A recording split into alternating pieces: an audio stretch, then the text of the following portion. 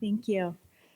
So we have about 25 minutes for questions, and there are microphones. So if you have a question for our panelists, raise your hand and I will call on you and a microphone will be brought over to you.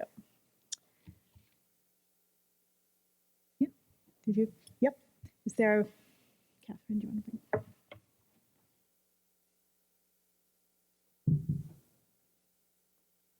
Peace. For Dr. Noelle. There was one part that you talked about violence that actually like really interested me.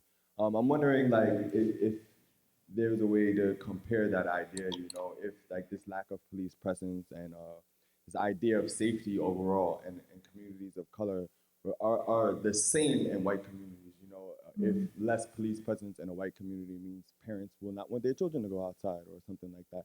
You know, like just this overall idea of safety, if it's comparative in any way, and like what does that mean if it is or isn't? Yeah, so I think I can't really speak from a research basis. I think it's a really interesting question that you have in terms of just like comparative and what does this look like in a white versus a black neighborhood or a more affluent versus a less affluent neighborhood. One thing I can say, so some of the research that I'm doing now, it's secondary data analysis. So this is all a big kind of neighborhood-based study that was conducted in Chicago during the 90s. But I'm starting to look at some of that data to, again, explore whether some of these community factors may matter for the kind of trusting relationships and mentoring relationships, whether or not they're developing. And one thing that I found, and this is also kind of, I don't know, I've been reading some work by kind of ethnographers and sociologists. There's a recent book that came out, I think just last year, called On the Run by Alice Goffman, really kind of documenting like police brutality in a Philadelphia neighborhood. And one of the things that she had kind of talked about she lived there, I think, for like 7 years in the community, and she was just talking about how frequently violence was occurring, but also how the police were not, like how that violence was undermining the police authority in the community and the extent to which community members like saw the police as trusting individuals. So I was kind of thinking about some of that work and starting to kind of run some analyses. And I haven't made a ton of progress, but one of the really interesting things that I found so far is that there were a set of questions that community residents were asked about policing, and some of them had to do with excessive force, and then some of them also had to do with like how responsive they felt the police were in terms of like when there really was a problem. And so interestingly, I'm kind of creating this variable called problematic policing, because what's associated with each other is like more police brutality is associated with less kind of confidence in the police in terms of them being able to help when there actually like is an issue of distress. So it seems to kind of, you know, create for, in my mind, this kind of latent variable, which is problematic policing. Like they're both present in a way that's not helpful, right? Like they're present in a way that's overly aggressive and using force in a way that's kind of delegitimizing them. And at the same time, they're not helping or responding when there's like an actual issue. So I think maybe that speaks a little bit to what you're saying, which is, you know, we want to think about policing and think about other approaches to policing where police are a presence in the community that promotes safety as opposed to kind of undermining it. I haven't made much more progress. Like what I'm interested in doing is looking to see if that then is related to kind of trusting relationships or kind of undermine, you know, the way that sociologists would talk about it is undermining the social fabric of the community and like really kind of affecting the whole entire community and how adults and youth interact with each other beyond those specific incidents. And I don't know if you all are familiar with like more comparative studies in terms of by SES or class or race. Yeah, but that's a really interesting question. Thank you. Did anyone else want to comment on that? I would just say I used to be in law enforcement. This is my third career. I ran treatment centers for severely emotionally disturbed children, and then I was a juvenile probation officer for 6 years in Tucson, Arizona, which is one of the most, and I had kids on the 2 reservations and the most violent section of Arizona, Tucson, sorry.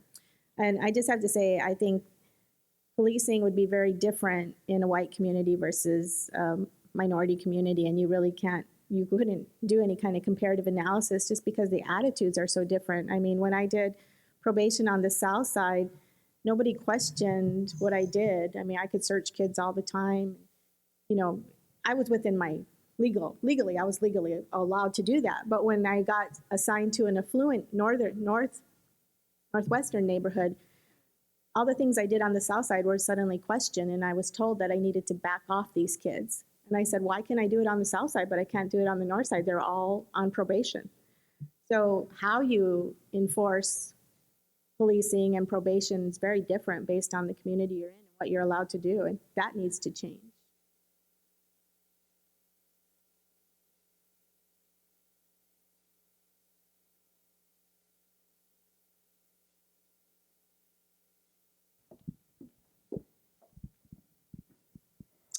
Hi there. I teach at Charlottesville High School, and so I'm thinking all of you have already given me some food for thought. And I'm wondering about just applications. What can we do within the school system? So, I've been taking the thoughts of, how to focus on, positives, assets for youth, how to incorporate more cultural activities, how to tap into the natural mentoring relationships. And sort of my mind is spinning with some ideas, but I'd like to know if you have any thoughts on sort of practical applications and within maybe your studies when you're looking at the different ways that you've been focusing on. Is this, community programs? Is this outside school? Is this in school? Is this after school programs? I'd just like your thoughts on that, if you could, please.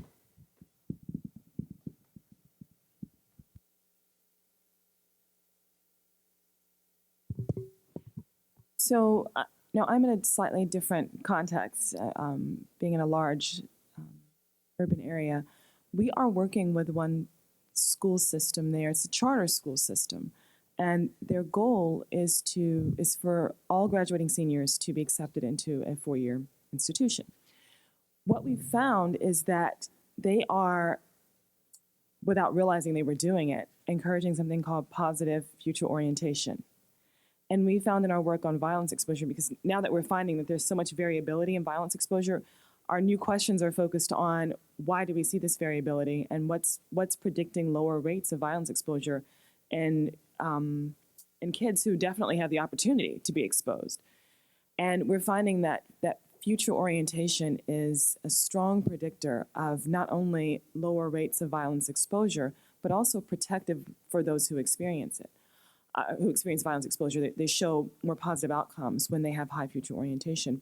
And so we've talked to this school about how they discuss the future with the young people. It's very, so it's not an intervention, it's just a focus of the school, and that you're always thinking about what you're going to do in the future.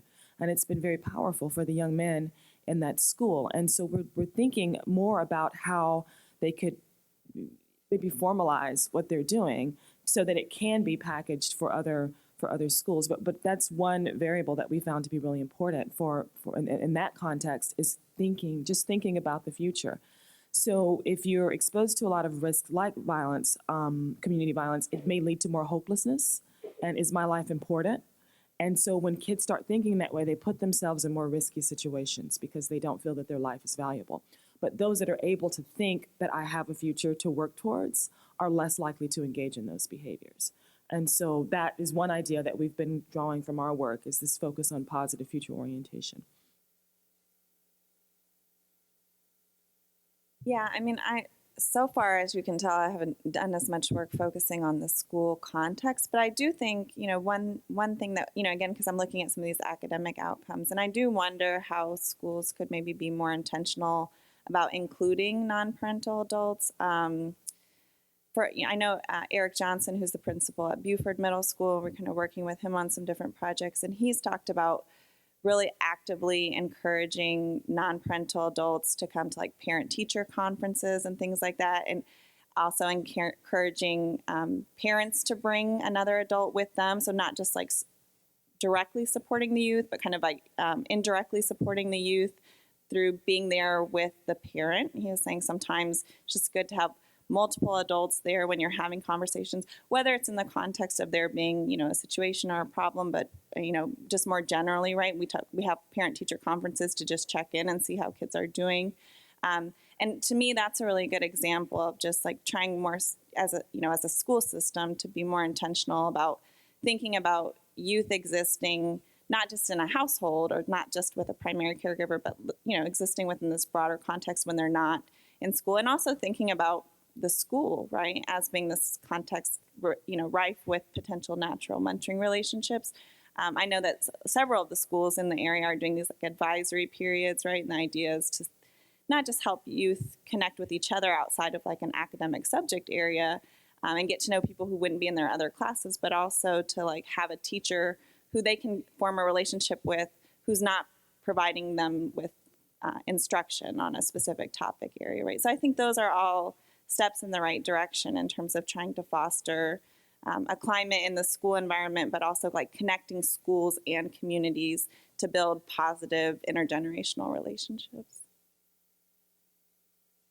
In my papers, I argue that schools were key in destroying our culture. Schools have to be a big player in bringing back our culture and language. And unfortunately, 90% of American Indian children go to public schools. So to try to have a concentrated effort would be very difficult. But then we do also have Indian health service, Indian education.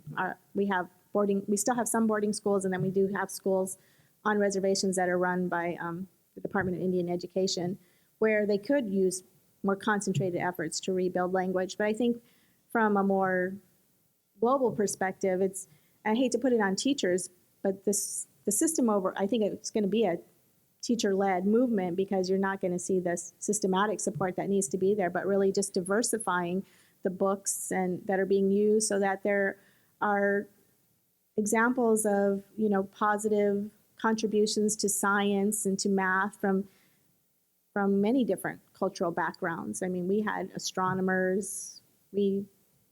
As Indigenous people, a lot of our knowledge now is being so-called legitimized by Western science, whereas before, they were like, oh, those are folk stories and folk beliefs, but now we see that they were grounded in science and knowledge. And so just bringing in multiple perspectives and showing our students today how knowledge comes from many different sources, not just the Western way, I think is key.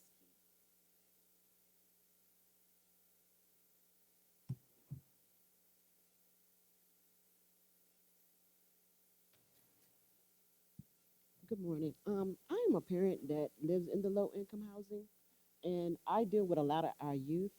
And I would like to know how do you get the resources to be able to mentor to the children? Because I am like the mother of my community with the children, and I get myself into actions and do different things so I can be able to be an example to the children, so that they can see exactly what I'm doing. And also being from Washington, D.C., coming here, I already knew what is expected. And it's like I try to mentor and I keep asking questions and questions, but the more you keep asking for mentors, it seems like it's not available here. And I'm watching these children and I'm watching the rest of them and I'm watching them study go down. But I still, with myself, I still try to keep them on a positive level. So could you tell me how could I go about looking up or trying to get resources to be able to be a good mentor and also to be able to help train other parents to be mentors? Yeah, definitely. And what I'll do is I'll look them up quickly on my computer after this, and I'll give you some really good websites, because I think that's first of all, it's good to see you again. I just saw you a couple of days ago. So I think that is something that the mentoring researchers are starting to do a much better job of in terms of connecting research to practice. I think this is just something that we all struggle with, but mentoring in particular is kind of leading the charge, I think, in trying to say, like, we're doing this research that has so much application. Now, how can we make sure that it actually, like, can be informing what practices people are doing? So there's several websites that are really good in terms of just trying to distill. And I'll make sure somebody maybe like retweets these or something too, so that they're available to everyone. But there's several websites that have, I think, a lot of really good just kind of guidance and information in them. There's also a couple conferences that I want to let you know about as well, because one's like in DC every year in January, and the whole purpose of it is to kind of not just disseminate from research perspectives, but for other people who are in the mentoring field to talk about their experiences, right? So there's just a lot of opportunities, I think, for coming together and saying, like, here's some of the challenges, or here's some of the things that we as adults who want to be more involved with our youth are trying to figure out. And so we're trying to do this more collectively. So I applaud you for what you're doing, and we'll definitely make sure to get them to you, but also we'll try and get them disseminated online so that everyone kind of has access. And I would just add to that also, we're doing some research right now with youth about the adults who are important to them. And one thing that's actually been sort of heartening for us is how often we call the adult who the youth nominated as important, and the adult is surprised to find out that the youth has nominated them. So keep the faith. You're probably actually, you may be having more of an impact than you even realize. Yeah. So I think that that's also really important to remember. So we've got about 10 minutes left for additional questions. I saw there were a couple of hands up before. I don't know if people... Monica, this is not a question, but it's a comment. I was very fortunate to be in your state last week, and I was in Phoenix, and we visited the Salt River school district, and I was very, very impressed with the campus and how they are working with children from preschool, i.e. 3 years old, up to the adults. And one of the instructors that we spoke to, and I think she was over their preschool campus, how they are working diligently to hire employees that are native to the 2 tribes that attend Salt River because of the language and the predominance of English, but there are some people in their families, because they work diligently with their extended families, that speak the native language. But just to see the types of things that they were doing in their school district to continue things in your research, education, but from the standpoint of a cultural aspect through exercise, dance, art. And I learned the importance of hair in their community. And so it's just refreshing to see that some of the things that you're doing in your research, the educators in Salt River are trying to implement with their students in their academic environments. Thank you.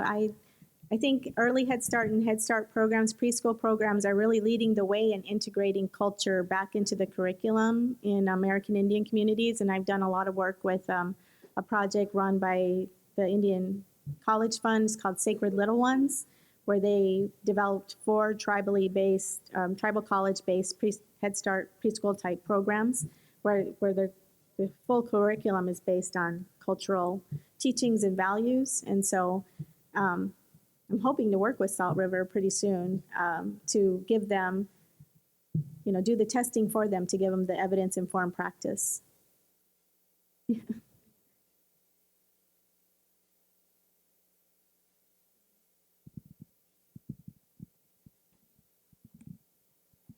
This is a little bit of a different direction, but I noticed that the model minority wasn't mentioned at all, and sometimes the stereotype or the perception is that Asian Americans are invisible. And as the largest, apparently going to be the largest minority, I didn't know if any of you had looked at some of the discrimination issues that Asian Americans face. And I know in school they stereotypically do really well, but there's still a lot of discrimination. So I didn't know if anybody had touched on that. Well, I was just going to quickly say, I think also the stereotype of doing well is actually not universally true. There's a lot of heterogeneity within the Asian American community. And so there's actually a lot of difference across based on things like generational status, country of origin, income status. So there are lots of other factors. And so the model minority stereotype is one that we tend to apply universally to a group that is not at all homogeneous. And so that's one. Yeah, I mean, I can't speak to it directly, but I could probably at least direct you. I know Diane Hughes, who's at New York University, so she does a lot of research on experiences with discrimination among school age, like teens, I think, middle schoolers and high schoolers. And because of the heterogeneity in terms of the school populations in New York, she does, I think, have big enough sample sizes that she kind of She's looks to teased out some see of it. different types of, and I think you're right, that the universal finding, I think, is that all youth of color are reporting some forms of discrimination that maybe they're kind of school-based or happening outside of school, and that there is variability in terms of both the content and whether it's happening more in a school context, whether it's happening more from teachers versus from peers versus from kind of adults in their lives outside of school. So I could point you to that. I couldn't summarize it very articulately, but I could at least point you to that if that's something that you're interested in learning more about. Yeah. It actually had to do with the study talking about like perceptions from outside the community. And are there any anecdotes you can share in terms of how parents talk to their kids about racism? You know, with their kids, yeah. Or how that conversation would go. I mean, the fine line between like, making sure that your kid's aware of some of these challenges they might have, but also but not, scaring them off or deflating them too much. So Noelle could probably speak to this a little bit more. I've done a little work on racial socialization. I think you've done a bit more than I have. But the point that you made about, I'm sorry, I can't see you. I know you're back there, but I can't. The point you made about preparation for bias. So that is one component of racial socialization, preparing your kids for a world in which they will face discrimination. What the literature has shown in general is that it takes more than just preparation for bias. So racial socialization has shown mixed findings in terms of outcomes for kids. And some of this work suggests that you don't just tell them that racism exists, you actually provide them with coping skills for managing it. And that's when you see some of the better outcomes. So, and whether this happens as a general conversation or whether it happens in response to something. Me growing up, we didn't have that talk until I was in an interaction with a police officer as a teenager. Well, then my parents said, okay, now we're gonna have this talk. So does it happen in response to an event, or does it happen and just as, okay, now you're 9 years old, we need to talk about what may happen to you as a young person of color in society. But I think, and what happens is there can be preparation for bias. You can help kids learn how to cope with that, and also instilling racial pride. So despite what other groups may think about you, here's how we feel about this, about who we are. And so those are the different components, I think, of racial socialization. Pride, preparation for bias, centrality. So those are some examples of topics that parents could cover when they're trying to engage in racial socialization with kids. I know Noelle may be able to speak more to the effects of racial socialization. Yeah, I mean, that's a really good kind of synopsis. In my study, one of the things that I talked about, and again, this was with, adults other than parents, and I mean, I think I have a 14-year-old myself, and so I try and think about what are the things that we talk about, what are some of the things that she may not feel comfortable talking about with me, but she may talk about with other adults, right? Or what are some of the things that we can talk about and hopefully other adults can kind of reinforce those same messages. And so in my study, it was consistent with a lot of the research in terms of parenting and what kind of Noni just covered, which is that racial pride is pretty much always, in all of these studies, consistently been found to be a positive predictor of pretty much a whole host of outcomes. So mental health, educational outcomes, it's pretty consistently a good thing. So at least I think if we were going to say anything about racial socialization, making sure that our kids feel good, especially when they're a member of a group that can be marginalized by society, right? We talked about the single story. If you're getting all of these kind of potentially negative messages or very singular messages from the media, from other kinds of interactions you're having outside of the home, then we really would want parents and supportive adults to be making sure that young people feel good about their growth. I think Monica's work kind of speaks to that as well. And then I do think that there's just a lot of multidimensionality to a lot of these other constructs. And so when we think about preparation for bias, like Noni mentioned, the research does seem to suggest that having those conversations before an individual experiences bias or discrimination helps them to kind of cope with it, right? They're more likely to be able to understand that maybe as being a problem with the other person as opposed to kind of internalize it or take it as a problem about themselves. You know, in my study, I kind of thought that more preparation for bias may lead them to do better academically, right? To see it as kind of like, oh, you know, because people are going to have these, you know, negative biases against my group, I really have to counter those, you know, and do better in school. But I think it's also possible that for some youth, and again, this is where it's just not a universal, for some youth, or depending on how those messages get conveyed, it could be discouraging, right? Like, oh, so you mean I have to work twice as hard as that white kid next to me and I still won't be seen as being as good, right? Or, you know, you mean that my teacher's going to think this about me without me even having done anything when I just show up to class? Like, that doesn't feel very fair, right? So maybe for some youth, that could be discouraging, and so it may have a lot to do with the way the message is conveyed and kind of how that conversation happens. It may have to do a lot with like individual characteristics of the youth. So again, I don't think it's as monolithic with some of these other dimensions in terms of the racial socialization, but for sure, you know, the one thing I would feel confident saying is that having our kids feel really good about their heritage and their racial ethnic group seems to be a pretty good predictor of a lot of outcomes. And, oh, sorry, go ahead. Just going to say, unfortunately, like in Arizona, they see racial socialization as a threat, and they outlawed Chicano studies. Right. Terrible, terrible thing. But I think I've done a lot of work with at-risk youth, kids who are on probation, and for a lot of them, they didn't even have any sense of ethnic identity, particularly the Native American children. They had never heard of any wonderful things that their tribes had accomplished and done. You know, they were practically invisible. So just even giving them knowledge about, you know, their people and all the many things they've accomplished and how they've survived, you know, onslaught of genocide, and that helped a lot of the children that I worked with to finally feel proud of themselves. And I find it really ironic that we at the academic level, we really fight against the Redskins and all these negative images, but you go on any reservation and they're wearing Redskins because that's the only image they see of themselves that they can use to represent themselves as Indians. So we need to change that. So thank you. I want to just, in closing, really point out the power of these three papers in starting that work that Patrick mentioned about disrupting the narrative, right? And thinking about that as a frame for this conference. So, you know, one of the benefits of white privilege is that I grew up walking around the streets and no one looked at me and pointed at me and thought, there is an at-risk kid, right?